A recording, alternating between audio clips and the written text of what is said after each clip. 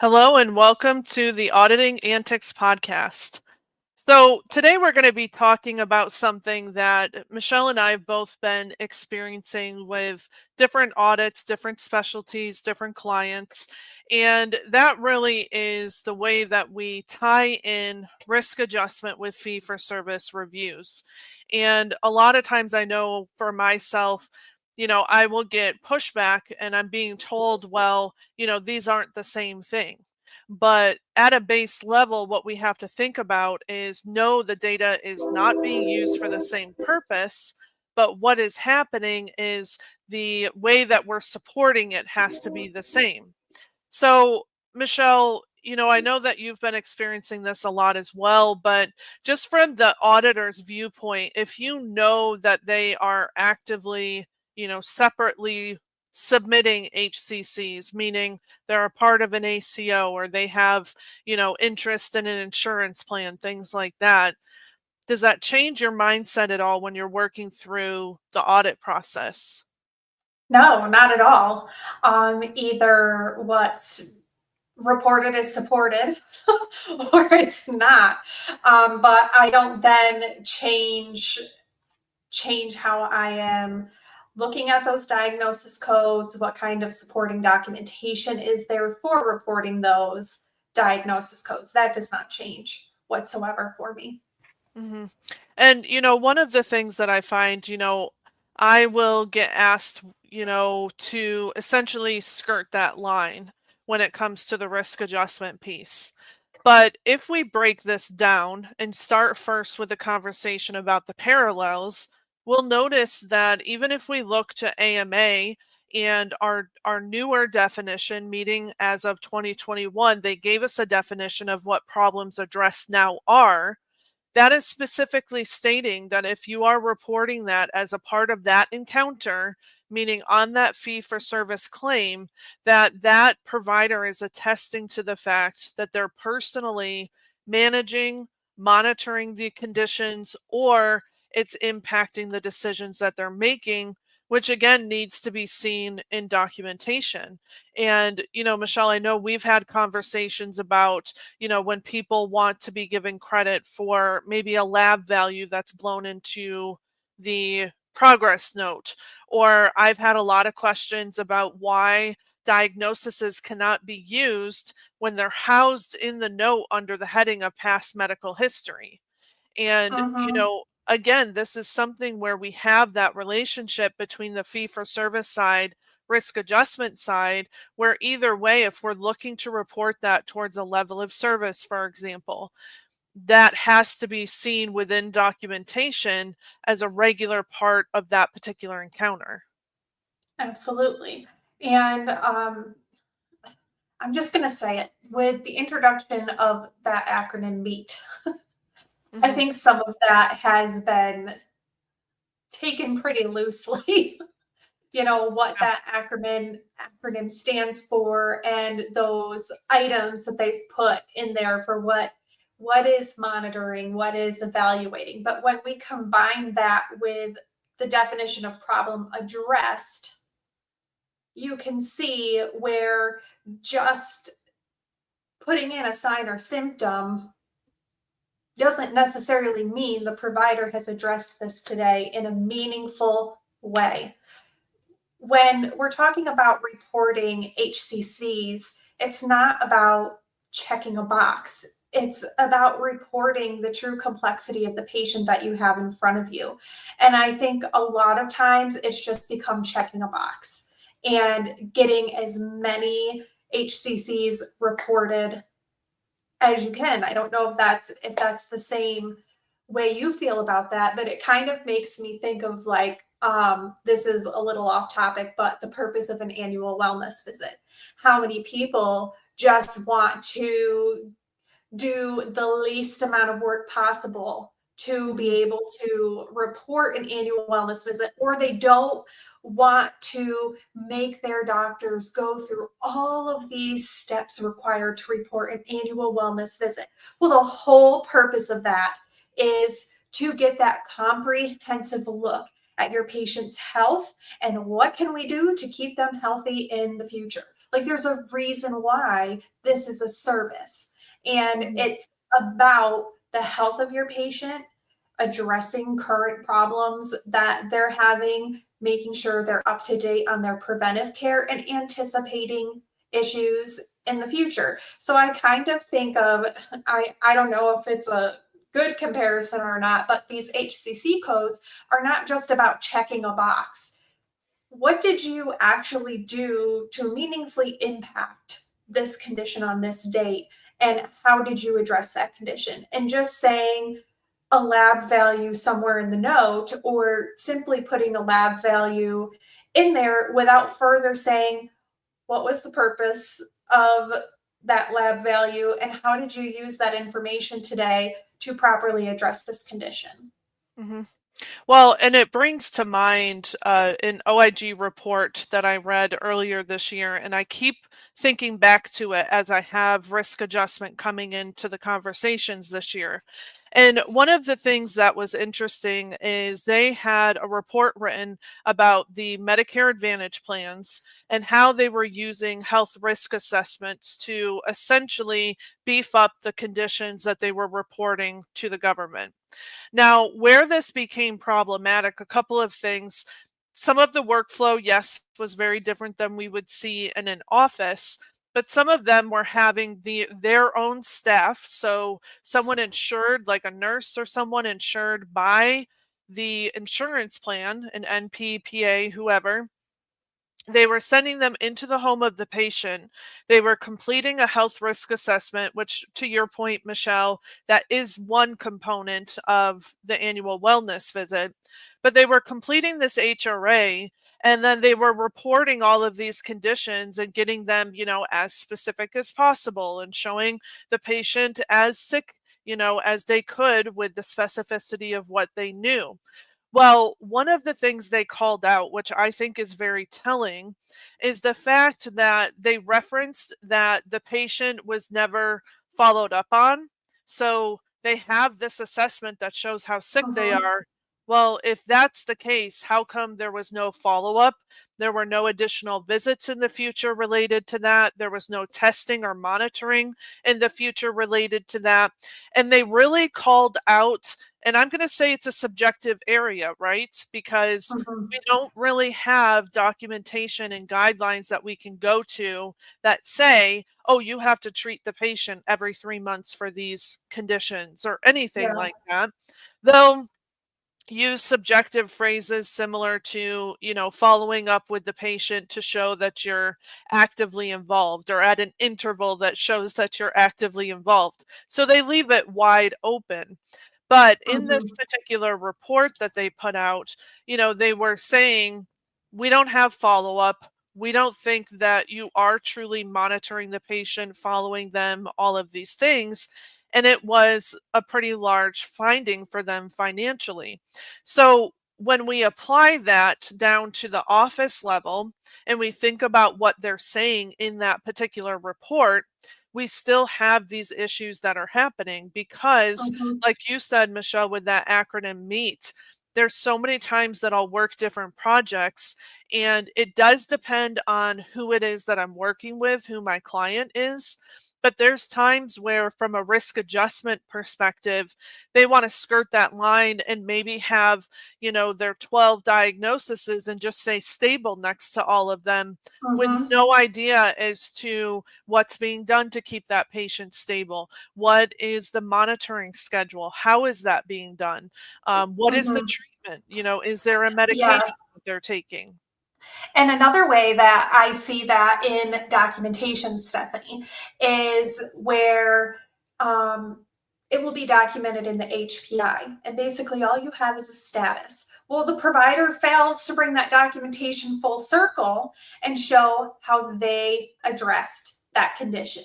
So essentially, it's the same thing as just having this list of conditions and they all say stable next to them, in my Mhm. opinion. So you have to be sure that you're getting that whole picture when you're looking at those diagnosis codes, because I do think there's many different ways that we're seeing this happening within the note, and then all of these diagnosis codes are being reported and you're like, whoa, like I was working an audit the other day and multiple encounters I opened, and there were 20 plus diagnosis codes reported.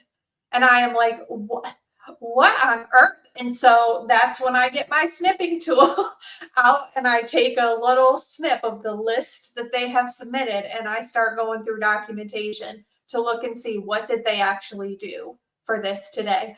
And I can tell you, I whittled that down usually to over more than half, if not being supported when it came down to it. And when you actually look at what was in documentation and what the provider did to address that problem. Well, and what you're referring to really comes down to the issues that we have currently with technology. Because Yes. what ends up happening is all of these different EMR companies want to add in tools that are going to make it easier for the provider, which there's no problem with that particular component. Mm-hmm. But being in compliance and doing what we do, we know that that requires a certain level of oversight afterwards. And, Yes. I had Dr. Cush sing on the podcast earlier this year. And Yes. one of the conversations I remember from him, and I'll never forget this, is that when we talk about tech and, his development in the AI space and all of that, it's really eye-opening when he talks about the fact that we develop these things to be used as a tool. We're doing this for efficiency, we're doing this for all of that, but we're not there to monitor how you use it afterwards. And that's huge. That's is it huge. really is it really creating efficiency? Is it really saving time when you then on the back end now have a payer coming back and you have to produce all this documentation? You have to potentially send back funds and things like that. Have you really saved time? Well, and that, to me, that comes down to administration and their Mhm. viewpoint on compliance, because we know there are some people that we work with that want you to just shut up and go away. They don't want to hear what Yeah. the audit feedback is. They don't want to hear what needs to change in workflow. Then there's other people who are frustrated. They'll come to the table and they'll listen, and then from there we work on a best possible solution. But that makes or breaks the difference with the particular tools that are there. And to bring that full circle with what you were talking about, when we have those EMRs that have a massive list, we just have diagnoses. That is often because the providers have an option to click a button, Mhm. or the system may automatically blow that in depending on the template that they're using directly into Mhm. their assessment and plan, or whatever they're using that's referred to as the plan of the day, where they're showing management and monitoring. So Mhm. that's a large issue, because from the administrative perspective, if we're working with a group who doesn't want to hear compliance, they're going to listen just to the tech development side. They're not going to fully understand what the outcome is, and then we have a problem. And Mhm. if we don't have ongoing monitoring of how the providers are using those tools with correction and additional resources being put out there for provider feedback, we're going to have an issue. And, Mhm. I've even had a particular situation years ago where I was working with a practice, and we had a lot of cleanup that we had to do afterwards because they were utilizing eClinical Works. And again, this isn't specific to eClinical Works. Epic, NextGen, all of these EMRs have these capabilities as long as it's a part of what's been purchased and it's turned on Mhm. as a tool. So with this particular one in that EMR, the providers were doing an annual wellness visit. Again, let's think about it. They're combining fee for service because they want to be paid for that G code. But then we also have the component of them being a part of an ACO and needing to capture the proper diagnosis, all of that data. So what ended up happening is they were using the wellness visit as a one time a year to try to capture as much as they could, be as specific as they could. And it turned into just that list of conditions. So I would have, anywhere from 15 to 20 in the assessment. And then down in the plan, they would reference maybe an order for a colonoscopy, a mammogram, preventative labs, absolutely nothing addressing those conditions. And every single time, based on the workflow that we know exists with the information from the assessment and plan going through the charge entry process and ending up on a claim, every Mhm. single time they had these diagnoses being reported on that day with no backing for fee for service and for risk adjustment. And, even deeper than that, come to find out it was a situation where the physicians and providers were not even seeing the patients. It turned out that they were having clinical staff, a nurse do an intake, which that's allowed as long as the Yep. nurse is employed by the practice or leased or contracted. It's allowed. They can do the intake, but the physician or APP has to finish that out with the review of the information, any management decisions, looking at the screening schedule, all of that. And, it went to the point where I was questioned by the physicians as to why I was bringing this up to them because it was the work of the nurse. So, there's a lot of issues wrapped up in there, but Mhm. it just shows you how tangled of a mess this can get, Yes.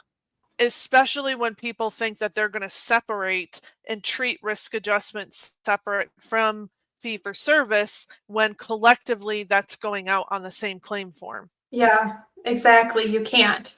And it's definitely a huge issue that we see and we run into.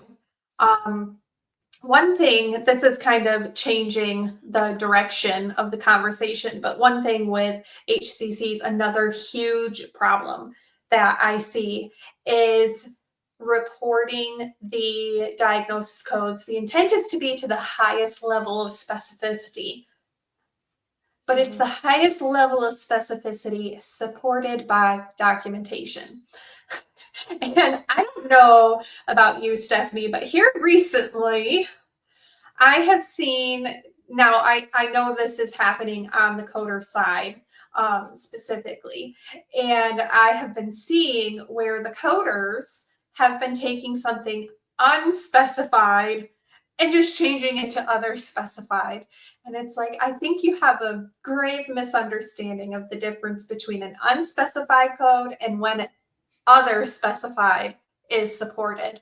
Mhm. And I think in general, the level of specificity being reported or changed by a coder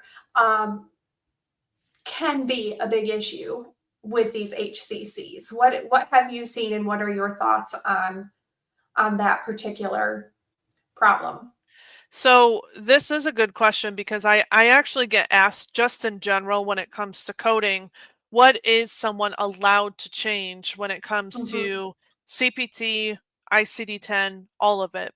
And my answer always is you can only change based on what is supported in documentation. So if the provider, for example, Michelle, you and I worked a project years ago that was very painful because the workflow allowed basically the MAs to select the ICD-10 code in the EMR for the provider. So we were being told what we should be able to follow as the diagnosis we had to ignore, but only sometimes. We would only ignore it sometimes. And then we had to look for free texted documentation from the provider to get the true Yes. diagnosis, but then figure out how to mix the two or ignore one and use the other. It And was a train wreck. it also depended on how that person felt that day. That became Yeah. abundantly clear. So it was like, darned if you do, darned if you don't, Yes. to say it nicely. I remember that. I had forgotten about that, and I would have been happy to just keep forgetting about that Sorry. particular project. Um, but ay ay ay. Well, and I bring that up because, again, we have to be able to trust what's in there, right? So Yeah, to you some do. extent, we need to know who it is that's inputting the information. Yes. If it's a product like Epic, then if you have the hover to discover, it makes it easy because we can go over documentation and see who authored it. But at Mhm. the end of the day, we can only be as specific as the provider is telling us. And one thing we can't do, and some may still get confused by this. So, for example, usually what I do is I stick to the assessment and plan when I'm trying to get my specificity, unless it's related to anatomic site or laterality. If it's one of those two, a lot of times we can find it in the exam, the HPI if the patient says Mhm. which side. But, other than that, I like to stick to the assessment and plan, because then it becomes very questionable if you're taking a positive exam finding and being specific in your diagnosis.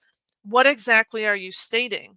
Because Mhm. that can become very problematic where we have coders that are going in and, specifically stating a type of otitis media because there was a positive finding of an eardrum in the exam. I couldn't even Google that and figure it out. So let's not try. No. Yeah, I mean, what things like that come down to is instead of changing documentation, you need to submit it as it is documented by your provider, and then you need to get to that provider and provide them with education and say, "Look at here. You couldn't have told me something more specific," or we all know that there are conditions where they know the level of specificity. Chronic kidney disease. There should be no time ever that a provider wouldn't know the stage of Mhm. chronic kidney disease if that is something that you are managing and addressing for your patient. I Mhm. mean, come on. However, we as coders and auditors cannot then go to those lab values and determine what stage they would be at based on those lab values. Are we smart enough to do so? Absolutely. Is that our role? No. So Mhm. it's one of those things that you cannot cross that line. And it's a really good point that you say to stick to the assessment and plan, because we also have to remember the intended areas of each note. So the history of present illness is really intended to be from the patient's perspective. So that does not represent a diagnostic statement by your provider. That is the patient telling you what's going on, how they're feeling, things like that. From the patient's perspective, that doesn't necessarily represent a diagnostic statement. That should only be found in the assessment and plan. And if it's not there, then you definitely need to be getting to the provider on that. But the physical exam, those are more, in my opinion, that leans more towards clinical. And the example you gave, that would be a clinical, um, inference that you're making to change the diagnosis code to a different level of specificity. So a lot of times what it comes down to is you need to have provider education. And if you want to be reporting to these levels of specificity, you have to hold their feet to the carpet and require it of Mhm. them and go back to them continually, in order to make sure that they understand the importance of reporting to that level of specificity. This is also going to require them to go in and do things like update a problem list. There is nothing more annoying to me than the provider documenting to one specificity and then they blow in a code from the problem list that's a different specificity. It's like, did you even look? Did, Yeah. like, make it Yeah. make sense. We have these Mhm. tools that are, but they don't use them how they're intended to be used. I will get Right. off my soapbox now because Well, that really got that's me worked exactly up. That's exactly it though, and that's my point about the monitoring. They're trying to get this done as quickly as possible.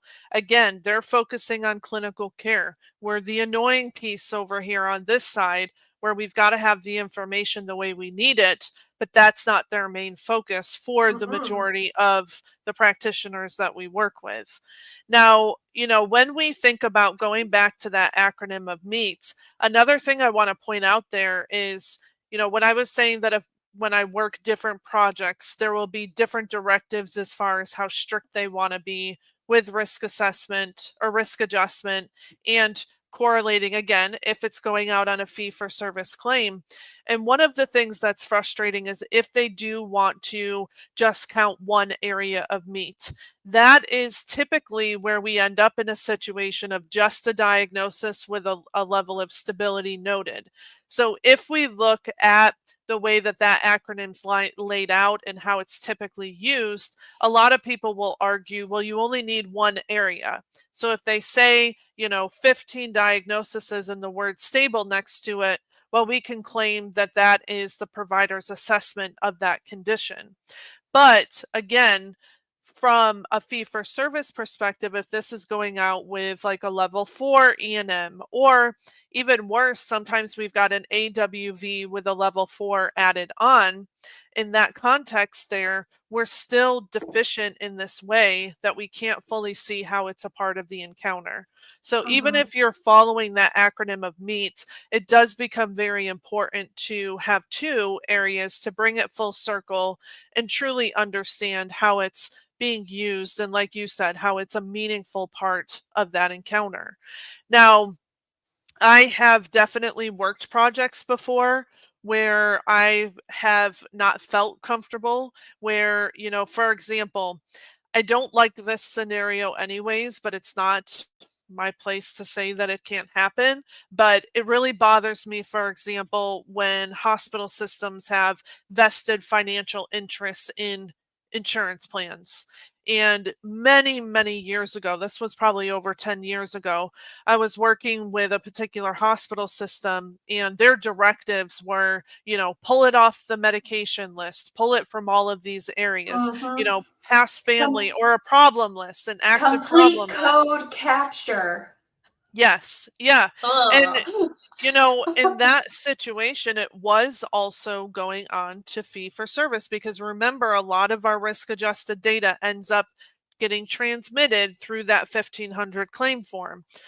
So, it was one of those situations where for me, I had to just not, go forward with that. I just was not comfortable. How can I go into an active problem list and give credit for hypertension because it was refilled a week before, but the provider says nothing about it on that current date? I can't assume that they looked at it. Even if they say, medications reviewed, how do I know that they reviewed that particular one or that they Yeah. noticed that it was just refilled? So, all of this is to really bring forward the point that if your organization is trying to separate these two and treat them completely different, meaning that they want codes submitted for risk adjustment that are not supported for fee for service going on the same claim, you need to heavily, heavily question that because there is a clear correlation now, especially with E&M services, about what is being addressed during that encounter. And like I said, addressing means they're personally monitoring, managing, or it impacts their decision. And we can see it in documentation. So, if we don't have that, then we really should not be reporting or allowing the workflows or whatever's coming into play there. That's going to be an automatic chance of denial and an external review. Mhm. Yeah. I don't have as much experience with like direct review of HCC coding. Mine is mostly from those projects that you're working, and then as you're getting those audit results back, they're like, wait a minute, why were these diagnosis codes removed? They were supported and they're based on HCC coding, or things like that. So it is interesting the level, the I guess the range of risk people are willing to accept on this. And Mhm. it can be really frustrating sometimes, especially when we're auditing, because when we're auditing, we're not just auditing a CPT code. We're really looking at the overall picture, and that includes what diagnosis codes are you reporting along with that. So if you're going through just kind of ignoring these things, that could be very problematic from an auditor's perspective. The other thing, really quick, because I know we gotta cut this off, but if you are a coder or auditor and have not reviewed your ICD-10 coding guidelines, please do so. I mean, I choose October of every year when we get our new guidelines to go through and just give myself a refresher.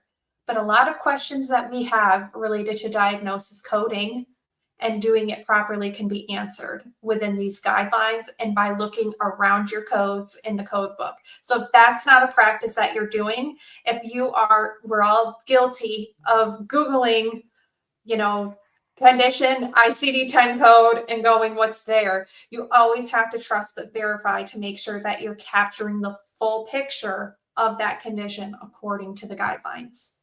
Yep. Yeah, great points to end on there. So just remember, it's up to you to be mitigating your own risk.